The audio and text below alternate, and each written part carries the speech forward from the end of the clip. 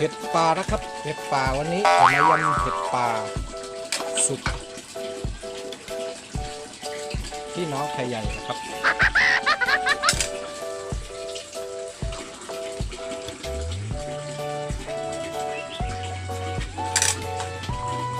เมนูนี้ประมาณเท่าไหร่นะประมาณไม่ถึง100 บาทนะครับยำเห็ดป่า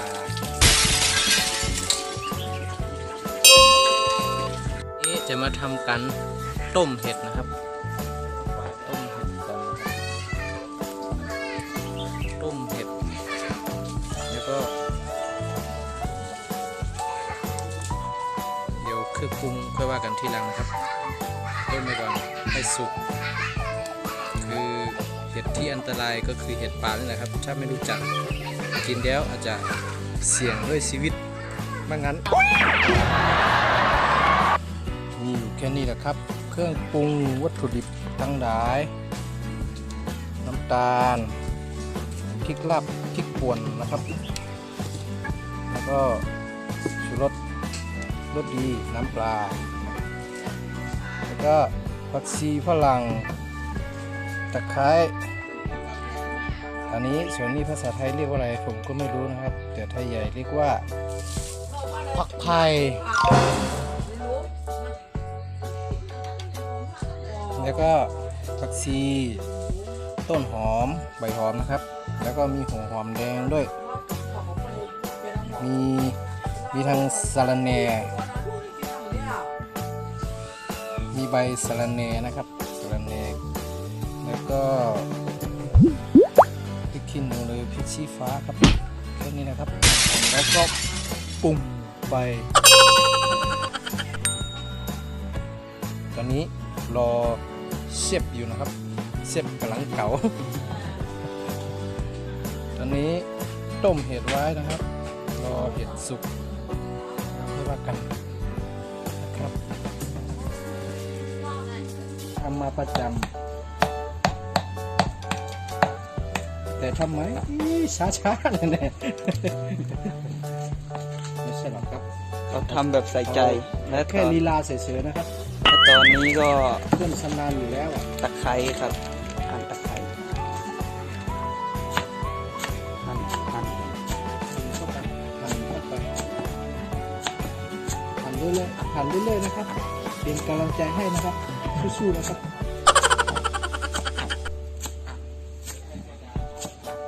เพราะกลัวเราจะเย็นมากครับแบบไม่ดูมีดเลยครับร้อนนะครับอย่าเอานิ้วใส่ตัวนะครับ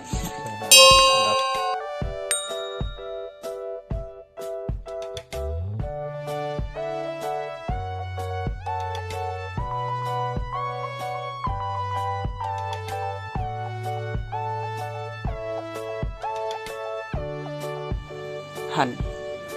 อะไรเขาเรียกอะไรพอเด้เขาเรียกว่าหอมแดงหรือว่าหอมจีนครับผักหมี่แดงครับใช่เลยครับผักหมี่แดงนี่คือภาษาไทยใหญ่หอมแดงครับเรา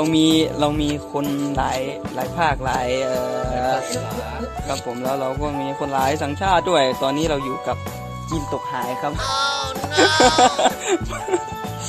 จีนตกหายจีนเป็นพ่อต่อยครับพ่อเขาทำร่วงไว้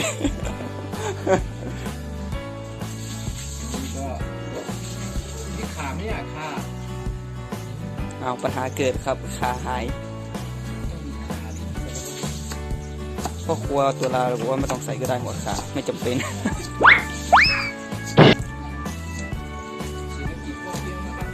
แค่ไม่ขัดเกลือก็พอถ้าขัดเกลือกินไม่ได้เลยต่อไป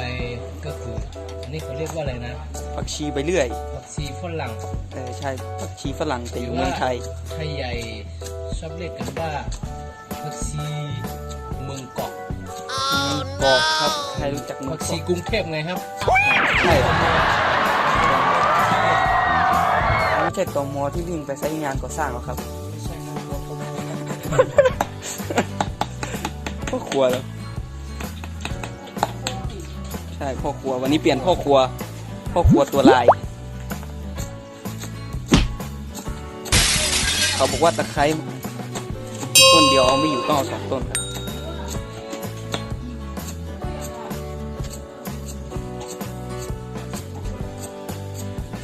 ดูเอาครับความชำนาญพ่อครัวหลับตาหันครับตอนนี้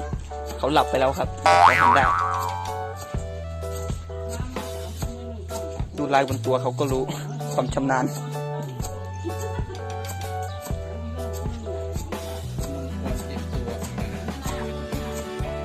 มีหลายตัวด้วยไม่ได้เต็มตัวครับ เตรียมตัวครับพิกัดทั้งนั้น ข้างหน้าข้างหลังเต็มหมดพิกัด อย่าคิดเกลื่อนครับ ไม่และตอนนี้กำลังเตรียม ไม่ใช่ไส้เหลืองนะครับ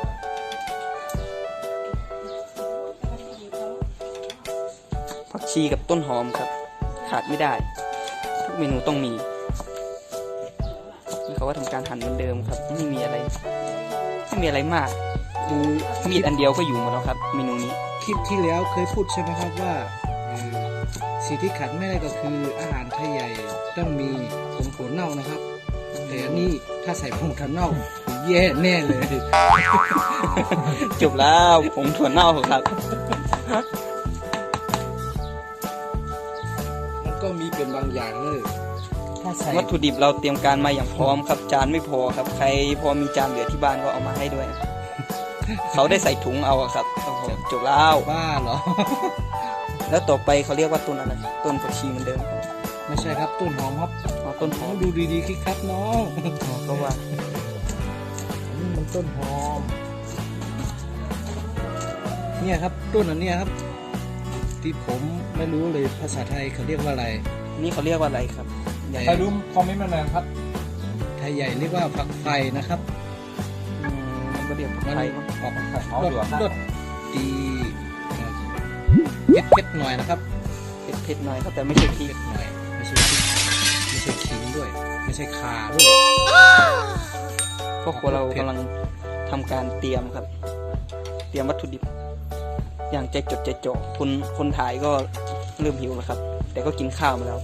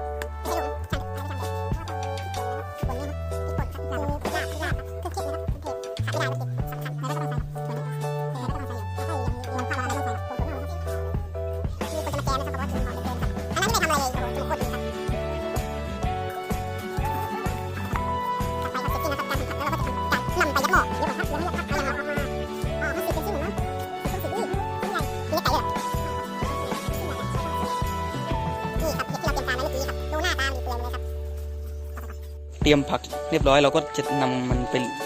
ไปลวกครับลวกหรือว่าเอาไปใส่หม้อแหละตามนั้นเราก็ใส่ลงไป ใส่ให้หมดครับแต่อย่าใส่น้ำนะขี้มือทั้งนั้นเลยนะน้ำมันอย่าใส่ ตามด้วยน้ำปลาครับวัตถุดิบเอาน้ำปลาใส่ไปครับ บีบไปเลยครับ แล้วแต่คุณชอบครับน้ำปลาสิ่งที่ขาดไม่ได้ที่บอกไว้เมื่อกี้ครับ คือพริกลาบครับผม พริกลาบของใครครับ โอ้โหใครชอบเผ็ดก็ใส่เยอะๆเลยครับใส่เยอะๆนี่จะประมาณน้ำตาลครับน้ำตาลทำน้ำตาล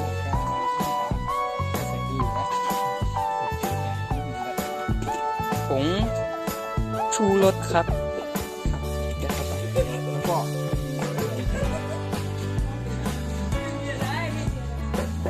รสดีครับรสดีนำลงไปครับรสดี โอ้โห แล้วแต่ครับแล้วแต่ชอบครับ แต่รู้สึกว่ารสดีมันไม่ลงแล้วครับ โอ้ยงบประมาณน้อยมากช่วงนี้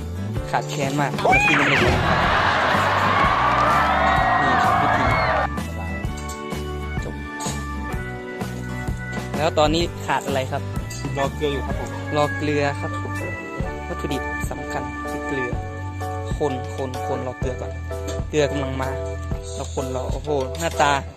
ซื้อไหมครับ ตลาดสลวยสวยงาม ซื้อไป น่ากิน ชอบทาน เกลือใครชอบเท่าไหร่ใส่ได้เลยครับ อันนี้ไม่ผิดแล้วแต่ชอบเลยครับใครชอบเค็มๆก็ใส่ไปเยอะ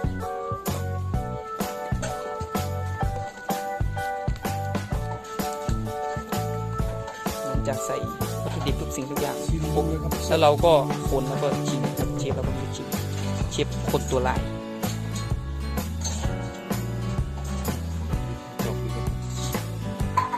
เขากำลังชิมอยู่ครับเขาขอเซ็นเซอร์หน้าไว้เซ็นเซอร์หน้าเป็นยังไงบ้างครับ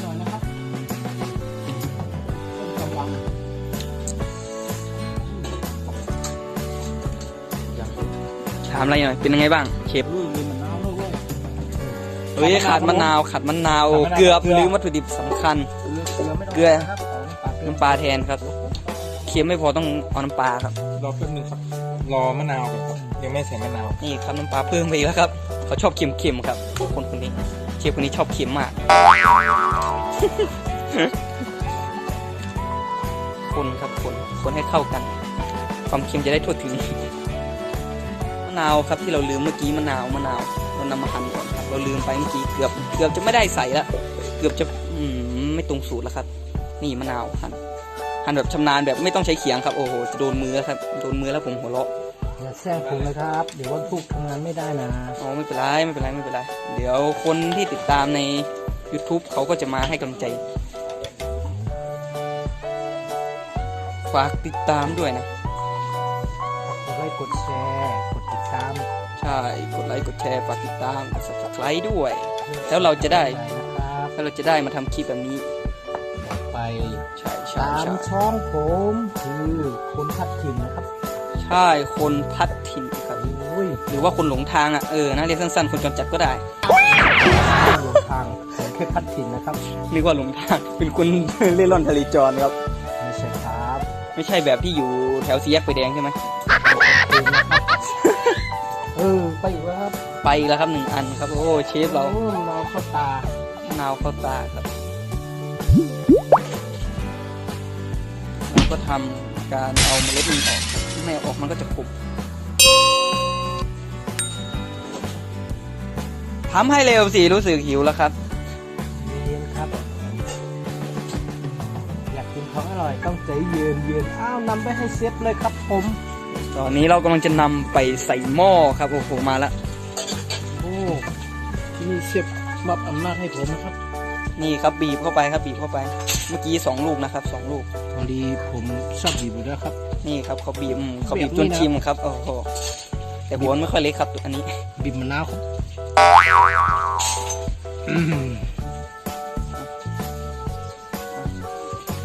จะใส่เยอะแล้วครับเชฟมาชิมหน่อยดิ เชฟหายครับ ไม่แน่นะเดี๋ยวกลายเป็นเห็ดจอ มาชิมเลยครับ ตอนนี้ ครับเชฟ เชฟเราก็จะมาทำการชิมอีกรอบหนึ่งครับว่ามันจะกินได้หรือยังคนรอมันก็เริ่มจะเหนื่อยละ เริ่มจะหิวแล้วครับ เริ่มจะหิวละเริ่มขี้เกียจละ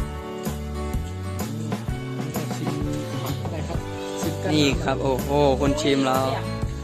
เขายังไม่ได้กินโอ้มีคนมีส่วนร่วมครับเขาบอกว่าแซ่บด้วย เป็นไงครับยังไม่ถึงปากหรอกครับ เป็นไงบ้างครับ แซ่บ เกลือครับผม ขาดเกลืออีกแล้วครับเกลือเขาชอบเค็มๆคนนี้โอ้ กดแน่เลยนี่ เป็นไงบ้างครับ ขาดเกลือใช่ไหม น้ำโพยังครับ นี่ครับมะนาวเราเหลือครับเหลือกีบ ใส่ เดียว หมดนะครับมะนาว กีบเดียวเราก็ใส่หมดเราไม่ต้องให้มันเหลือ เหลืออีก กีบ 110 สุดท้ายเอาครับหมดครับ ตอนนี้เราก็ต้องไปนำเกลือมาอีกรอบนึงครับเชฟบอกว่าขาดเกลือ ขาดเกลือครับที่นี่เป็นรอบที่2แล้วครับที่เราต้องชิม ไม่อะน่าจะรอบที่3แล้วครับ เขาชอบเค็มครับคนผมไม่ชิมครับ ปากผมไม่ทนทาน ทำไมไม่ใส่ไอ้น้ำปลาครับ ต้องเกลือมันจัดกว่า ครับ ใช่เกลือ ขนาดนี้ โอเคครับ นี่ครับนำไปอีกช้อนหนึ่งครับ แล้วเขาก็นำ สั่งประมาณ1 กิโลนี่ของผมครับ เผ็ดพอไหม เสร็จพอแล้ว เผ็ดพอแล้ว อร่อยมากเลยครับ เชฟบอกว่าอร่อยมันต้องผ่านอยู่แล้วครับเขาเป็นคนแบบว่า นะวิจารณ์ผักคนอื่นกับข้าวคนอื่นเก่งมาก ถ้าเขากินแบบว่ามันผ่านมันก็ถือว่ายอด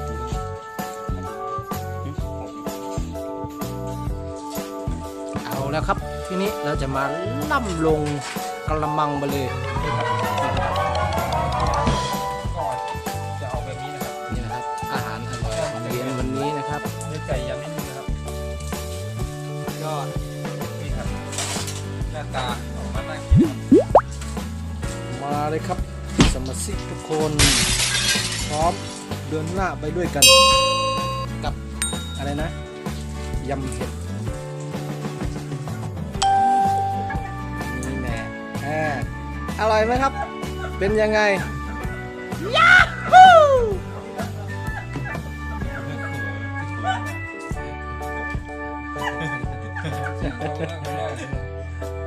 นี่สวยมาก มีผู้ชิมแต่ไม่มีผู้ชมนะครับ เสียห้ามปากเลยนะนายกินอะไรมากกูเนาะ อร่อยนะครับไม่ต้องสนใจ ลุยมาพี่บ้านเอาไหม เลย ลุยแล้วนี่ครับหน้าตาที่ทำเมื่อกี้นะครับเตรียมยำก็จะออกหน้าตาแบบนี้ครับ